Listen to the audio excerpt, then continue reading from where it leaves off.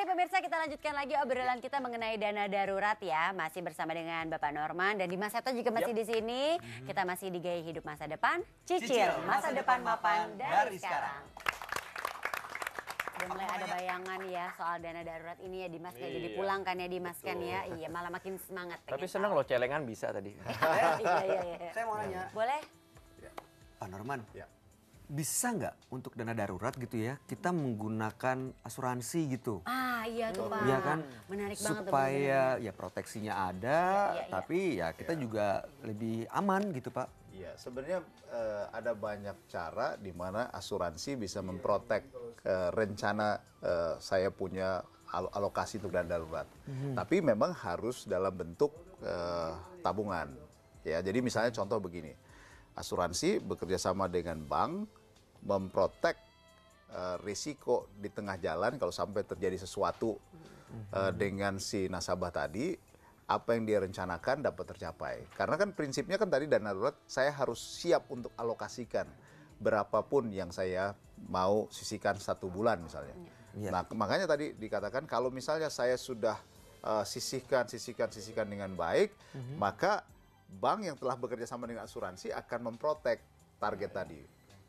Memang kalau bicara beli produk asuransi murni, misalnya contoh saya mau beli produk unit link atau produk term life biasa misalnya. Boleh benar bisa saja, tapi itu bukan dikaitkan dengan dana darurat. Karena itu di luar dari dana darurat. Kenapa? Karena dana darurat itu harus yang liquid. Ya. Bisa langsung cepat dicairkan atau dananya bisa langsung cepat saya dapat.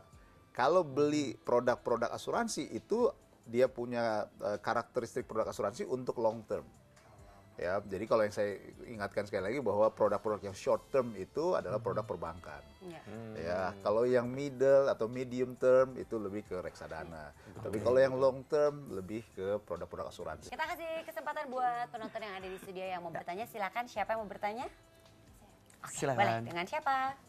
Dengan Trila. Silakan Trila. Pak Norman, jadi jenis produk keuangan apa yang cocok untuk digunakan sebagai simpanan dana darurat itu? Oke, baik, terima kasih. Langsung saya jawab Ya, ya. boleh. Pak. Jadi celengan bagaimana celengan? Ya bisa saja. Yang penting saya alokasikan ya dana di celengan. Ada kalau orang dulu taruh di bawah bantal. Iya. Ya, tapi Bawa tetap itu akan menjadi dana yang kalau saya butuh ya saya pakai. Artinya sih. Bisa bukan kalau emergency pun saya pakai karena hanya ada di situ. Nah, memang ada banyak instrumen yang bisa dipakai untuk menaruh dana saya, ya. Yang paling gampang tadi boleh kita sisihkan dalam bentuk tabungan, tapi bukan tabungan yang ada ATM-nya. Itu lebih baik tabungan yang tidak ATM-nya. Modelnya seperti apa? Ada tabungan-tabungan yang rencana namanya. Jadi tabungan rencana itu adalah bagian dari persiapan dana darurat. Walaupun kadang-kadang di tengah jalan kita juga mesti lihat term and condition-nya. Jangan sampai, wah kena penaltinya gede juga nih Pak. Apalagi kalau sekarang ada sesuatu yang program-program bank yang menawarkan dapat hadiah di depan besar. Nanti akhirnya ya kalau darurat hadiahnya saya kembaliin, yang saya sudah dapat Lihat itu. hadiahnya doang Pak. Iya, Incar, kembaliin. beli. Nah itu juga mesti hati-hati. Jadi cari sesuatu yang pada akhirnya aman kalau saya sampai tarik di tengah jalan bisa lebih aman. Terus kalau yang harus diperhatikan untuk membentuk dana darurat itu gimana Pak? Iya, jadi yang pertama adalah pembentukan dana darurat kan ada orang berpikir langsung seketika dapat 10 juta ya bagus dia bisa. Tapi kan nggak semua orang begitu. Betul. Mau nggak mau dia mesti tiap bulan dari pendapatan saya harus sisihkan kan. Dan proses itu harus dia lakukan dan harus jadi disiplin. Nah, ada juga yang menyatakan, Pak kalau saya dapat bonus misalnya, saya dapat insentif yang agak besar, bagaimana caranya? Harus dialokasikan. Ya. Bisa juga yang kali misalnya dapat gaji ke-13. Gaji 13. Ya kan? Iya. Atau bonus akhir tahun, THR bisa juga ya. Jangan langsung dihabiskan. Nah, itu yang Jangan tadi saya bilang. dihabiskan. Jadi harus langsung disisihkan. Tergantung selnya berapa. Dan Oh iya benar. kayaknya dari kejadian tadi Bu Is cerita ya, Boyish cerita ya. Ini penting juga kita memiliki asuransi kesehatan karena tadi kejadiannya dana daruratnya akhirnya terpakai untuk biaya berobat waktu itu ya sampai habis gitu. Bahkan sayang ya Pak. Iya, mungkin saya mesti tambahkan sedikit. Iya. Jangan lupa dana darurat ini kan kita sudah pastikan bahwa proteksi saya sudah harus beres. Nah, jadi itu karena dia. kita ini kan menjadi andalan bagi keluarga Betul. kita atau orang tua kita. Jadi pada waktu kita jadi andalan, jangan sampai bagian-bagian yang utama belum kita siapkan, tapi terus kita sudah ada bagian ini Iya sih. Kita sudah coba sisihkan, tapi yang proteksi saya belum. Jadi misalnya contoh mobil saya, ya jelas harus diasuransikan. Diri saya juga harus diasuransikan juga. Jangan sampai dana darurat pun nggak bisa menutupi masalah saya.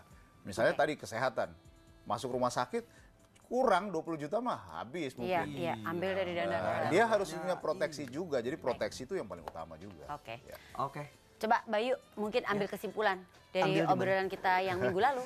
Oh, minggu lalu. Iya, tadi kita obrolin seputar dana darurat. Ya. Oke, jadi dana darurat ini memang intinya penting banget untuk kita siapkan karena kita tidak pernah tahu kejadian-kejadian besok tuh seperti apa. Betul. Apakah ada yang sakit, apakah ada kecelakaan. Makanya penting sekali untuk sekuat tenaga menyiapkan dana darurat. Jangan sampai hal tidak terduga tadi harus merogoh tabungan kita ya. atau sampai kita harus berhutang. Itu kan ya harus kita hindari ya. Ya. Dan ya paling tidak sedikitnya 5% lah dari penghasilan kita tiap bulan kita sisihkan untuk menyiapkan dana darurat supaya kita juga bisa jadi andalan Dan bagi orang-orang dilakukan kita secara cintai. berkala. Betul. Ya kan? Bisa juga kayak tadi Jangan Pak cuma Norman sekali ya bilang Pak ya. Betul. Harus Iya. rutin terus. Bener-bener keren kamu Bayu. Terima kasih. Pak Norman terima kasih banyak. Dimas terima kasih juga. Jadi sekarang udah paham ya mengenai dana darurat ya. Jadi menabung di celengan. Iya. Jadi Tetap di celengan dia untuk ya. apa biaya sekolah keponakan kamu ambil dari celengan ya karena ini darurat ya. Baik, pemirsa mungkin dari Anda yang punya cerita juga seputar mempersiapkan dana darurat yang ingin Anda sharing ke kita boleh banget ya dengan cara mengirimkan Twitter ya. betul. Jangan lupa Twitter kita @manulife_id dengan hashtagnya GHMD atau melalui Facebook kita My Life Manulife ya. Betul. Oke. Dan kalau misalnya Anda nih mau bikin video aja deh, saya mau cerita panjang lebar, boleh juga ya. Ya. Direkam videonya, upload ke YouTube dan linknya di-share di Twitter kami di @manulife_id, kasih hashtag GHMD. Atau Facebook kita My Life Manulife. Kita pamit, minggu depan kita akan berjumpa lagi tentunya dalam gaya hidup masa depan. Cicil masa depan mapan dari sekarang.